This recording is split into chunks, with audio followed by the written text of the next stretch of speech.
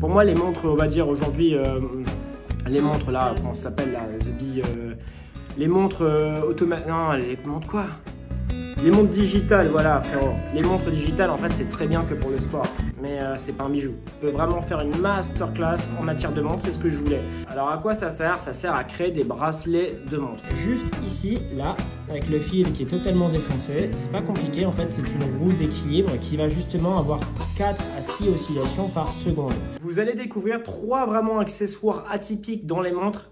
Donc tu auras une partie vraiment créative, imaginative, vraiment très style, vraiment full style. Et après, on aura aussi une partie beaucoup plus technique, mais toujours avec des mots simples et tu vas absolument tout comprendre.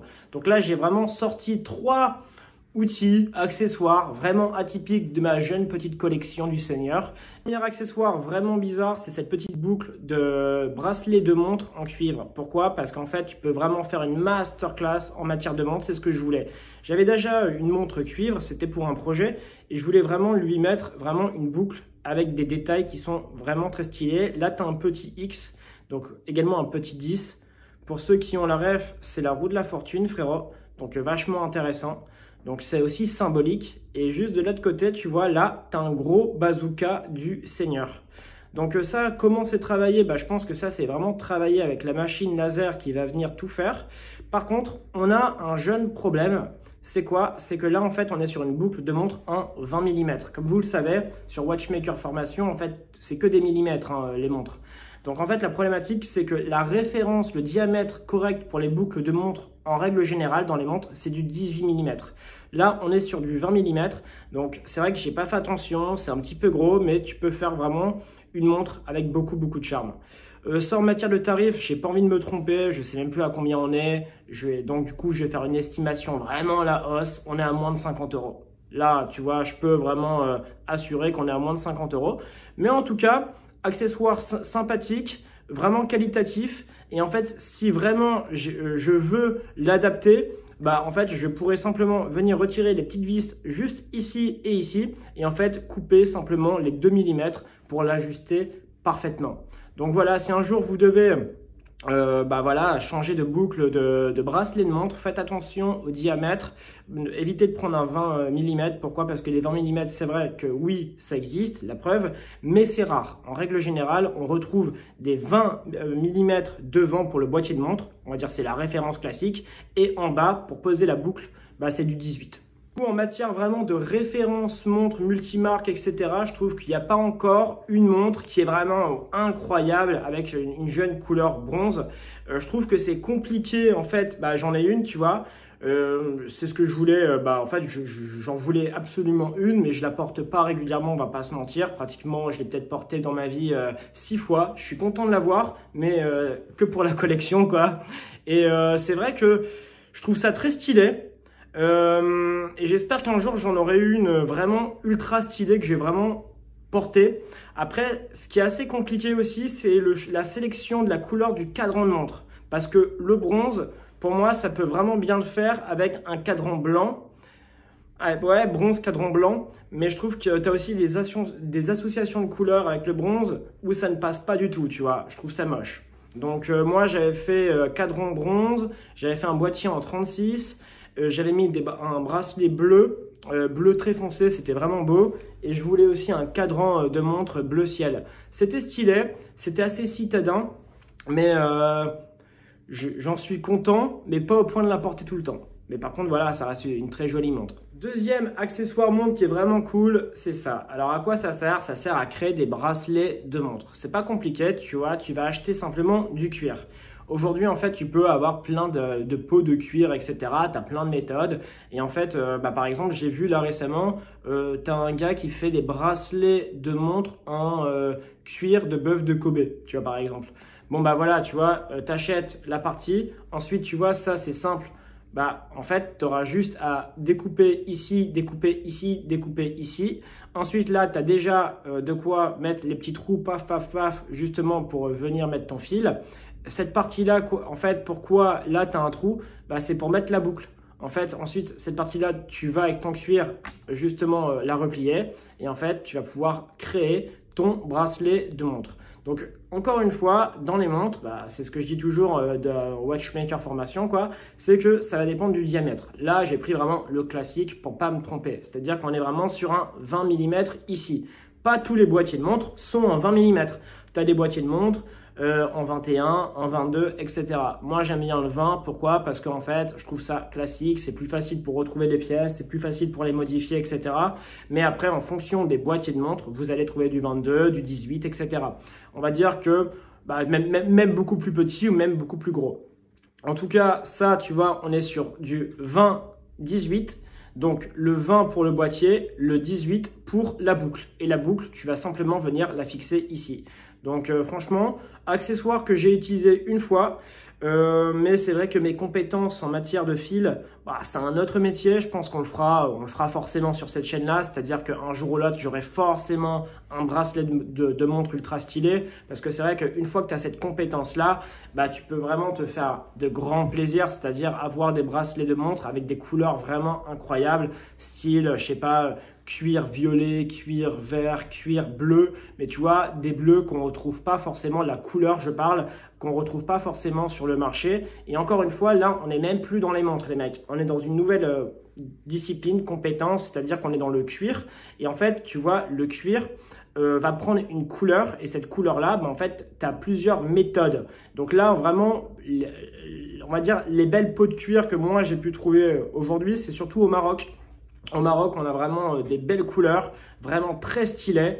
Et donc ça, c'est vraiment le top du top, tu vois. Donc encore une fois, les mecs, dans tout ce qui est montre, etc., en fait, il y a plein de métiers. C'est-à-dire que le cuir, c'est encore une fois un autre métier. Faire des bracelets de montre, c'est encore un autre métier. Et là, on va faire une partie beaucoup plus technique. Ça sera une partie vraiment horlogerie, mouvement de montre, etc. Et là, on est encore une fois sur un autre métier. Mais comme quoi, les gars, c'est vrai que dans les montres, c'est assez limité, quoi. C'est dingue. Le système, en fait, d'une montre, c'est juste exceptionnel parce que ça ressemble énormément au corps humain. Hein. C'est-à-dire que tu as un cœur. Et en fait, tu vois, le balancier, c'est un petit peu le cœur de la montre. Ensuite, en fait, ça va fonctionner, ça va remonter grâce à l'énergie. En fait, l'énergie peut être générée d'une manière justement, avec ce qu'on va voir juste après, d'une manière automatique ou mécanique. Donc là, c'est de la pure mécanique ou bien par une pile. Et donc, ce jeune petit outil du Seigneur va vraiment te permettre de pouvoir réparer le cœur de ta montre. Et tu verras que le cœur d'une montre, franchement, c'est simplement du génie en matière de mécanique. C'est juste exceptionnel. Et c'est là la différence entre une montre connectée qui, pour moi, est très bien pour le sport et une montre, on va dire, traditionnelle qui est un bijou. Pour moi, les montres, on va dire aujourd'hui, les montres là, comment ça s'appelle là, les montres automatiques, non, les montres quoi? Les montres digitales, voilà frérot. Les montres digitales, en fait, c'est très bien que pour le sport, mais c'est pas un bijou. Alors, du coup, tu dois bien comprendre une chose, c'est que le génie d'une montre, c'est quoi? C'est qu'un transfert d'énergie avec justement de la mécanique, rien de plus. Je vais te montrer ça dans les détails, dans la réalité. Alors concrètement, comme tu peux le voir, ça, juste ici, là, avec le fil qui est totalement défoncé, c'est pas compliqué. En fait, c'est une roue d'équilibre qui va justement avoir 4 à 6 oscillations par seconde. L'objectif, c'est quoi? C'est qu'en fait, ça tourne, ça tourne, ça tourne, ça tourne, ça tourne. Et en fait, l'objectif d'une montre bien réglée, c'est que, c'est comme un cœur, c'est que les 4 oscillations par seconde doivent être régulières dans le temps, dans la durée. C'est-à-dire qu'en fait, admettons, tu vois, si ton cœur à toi, il fait paf, paf, paf, paf, paf, en fait, il est déréglé, c'est mauvais. Là, c'est exactement la même chose. C'est-à-dire qu'en fait, tu vois, si ta montre, fait 4 oscillations par seconde tout le temps, c'est que c'est le top du top. Après, en règle générale, tu vois, les mecs qui sont perchés avec les montres bien réglées, honnêtement, c'est juste pour vous vendre un entretien, rien de plus. C'est-à-dire qu'en fait, juste ça, c'est du génie. Si tu veux l'heure, mon frérot, tu prends ton téléphone portable et tu regardes l'heure. Mais en fait, ça, on est vraiment sur de la mécanique qui est vraiment exceptionnelle et incroyable, tu vois. Ensuite, du coup, ça, en fait, ça va créer de l'énergie. Ça va créer de l'énergie et tu auras un transfert de cette énergie-là sur la roue d'échappement. Et je vais te montrer la roue d'échappement. La roue d'échappement, alors, purée, les gars, mettez un like déjà. Mettez un like. Comme ça, un jour, peut-être, on aura des vraies caméras, frérot. Et la roue d'échappement, elle est, tu vois, juste là. C'est ça. Juste. Est-ce qu'on la voit là? Où on la voit? Tu vois? Là, ça. Et en fait, si tu veux, la roue d'échappement, du coup, elle ressemble à ça. Et en fait, ça va faire paf, paf, paf, paf, paf, paf, paf, paf, paf, paf, paf, paf. Et ensuite, ça va faire remonter ton mécanisme de montre.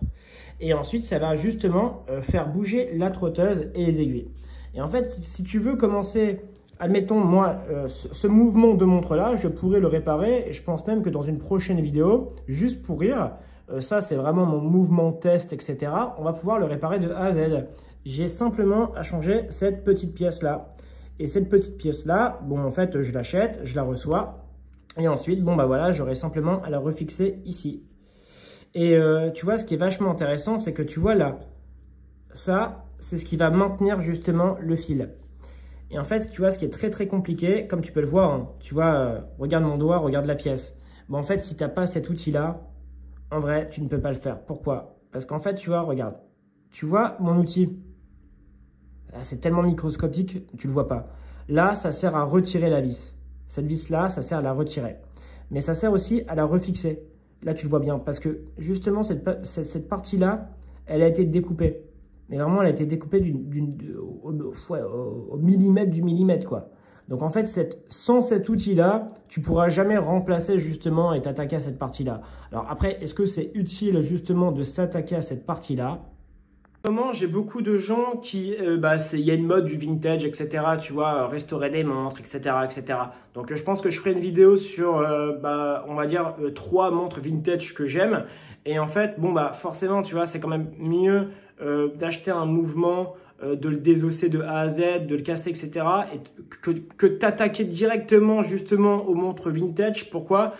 Parce que en vrai, c'est quand même bête. En fait, mieux vaut racheter des pièces sur ce style de mouvement-là moderne.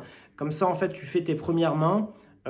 Et ensuite, en fait, tu vas pouvoir comprendre beaucoup plus facilement les mouvements beaucoup plus rares. Pourquoi ils sont beaucoup plus rares sur les montres vintage? Parce qu'en fait, tu as beaucoup moins de pièces disponibles. On va pas se mentir, tu vois. C'est-à-dire que c'est beaucoup plus compliqué de trouver des pièces disponibles. Donc, se planter sur ce style de mouvement, type NH ou ETA, etc., ça va, tu vois.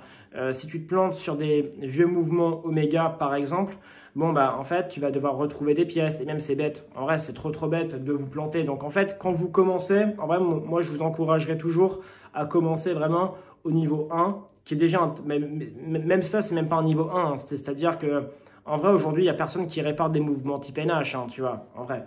En grande majorité, les gens les remplacent directement. Mais c'est intéressant de savoir réparer ce type de mouvement-là pour savoir ce qui est possible de faire, pour savoir comment tu peux également modifier ce type de mouvement-là.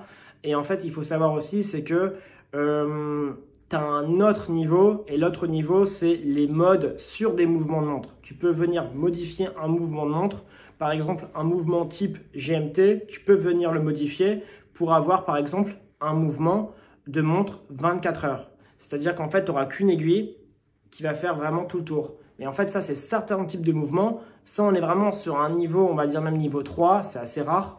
Et voilà, tu vois, ça, c'est ce que moi, j'essaye d'atteindre, tu vois. Donc, pour les pièces détachées, pour les outils, etc., allez sur créermontre.com. Et en plus, je vais vraiment l'actualiser de A à Z parce qu'il y a vraiment des très belles nouveautés.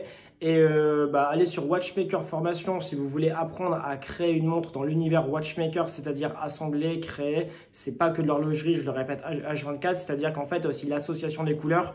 T'en as, frérot, ils te font des associations de couleurs, mon ref. Le problème, c'est qu'il faudrait même que je fasse des formations sur le style, mais je sais même pas comment. Je ne sais même pas comment créer une formation sur ça, sur l'association des couleurs, etc. Il y en a, c'est vrai qu'ils en ont besoin, tu vois. C'est une demande, c'est marrant. Et puis voilà, quoi, Watchmaker Formation, créermontre.com. Et je pense que la prochaine vidéo qu'on va faire ensemble, c'est soit sur une sélection de montres récentes que j'aime bien, que je trouve atypiques, etc. Dans un budget entre 300 et 500 euros. Ou bien, ça sera sûrement sur un budget, pourquoi pas, entre 300 et 500 euros, ou peut-être même 200 euros sur des montres vintage. Ce qui est intéressant, c'est que allez sur créer une montre sur Instagram, je ferai simplement une story et en fonction du pourcentage de la story, frérot, le destin va déterminer ma prochaine vidéo sur cette jeune vidéo YouTube. Bref, si tu aimes les montres, abonne-toi, mets un petit like. Si tu as une question ou bien si tu as un petit sujet intéressant, mets un commentaire et j'essaye de faire au plus vite. Je vous fais des bisous et je vous dis à la prochaine.